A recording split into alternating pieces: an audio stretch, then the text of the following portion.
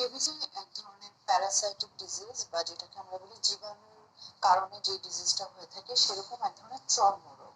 এক্ষেত্রে দেখা যায় যে কমনলি সবাই বলে যে আমার অ্যালার্জি হয়েছে, অ্যালার্জির মধ্যে ফেলে দেয়, কারণ চুলকানি যেখানে আছে সব অ্যালার্জি। বাট অ্যালার্জির অন্যান্য কারণগুলো যেমন ইমিউনিটির সাথে রিলেটেড, এখানে আসলে একটা পরজীবী বা একটা জীবাণু এখানে এটার জন্য দায়ী। বাংলাদেশে বর্তমানে শোনা যাচ্ছে যে কিছু স্পেসিফিক জোন ওয়াইজ এটা আরো প্রকোপটা বেশি। এমনিতে সারা বছরে ডাব্লিউএইচওর তথ্য অনুযায়ী প্রায় 50,000-এরও বেশি মানুষ প্রতি বছর স্ক্যাবিসে আক্রান্ত হয়ে থাকে। তবে এবার সেটার প্রকোপ আরো অনেক বেশি। কমনলি কুমিল্লা এবং রাজশাহীতে এটা নিউজে পাওয়া যাচ্ছে যে অনেক বেশি ছড়িয়ে পড়েছে। একটা কারণ হচ্ছে যে জানুয়ারি থেকে মে মাস পর্যন্ত কিন্তু যেহেতু গরমটা হঠাৎ করে অনেক বেশি পড়ে, তখন স্ক্যাবিসের প্রকোপটা কিন্তু বেড়ে যায়। গরমের সাথে রোগটা দেখা যায় যে রোগীগুলো আমরা বেশি পেয়ে থাকি। তারপরে যে এলাকাগুলোতে একটু ঘনবসতি বেশি,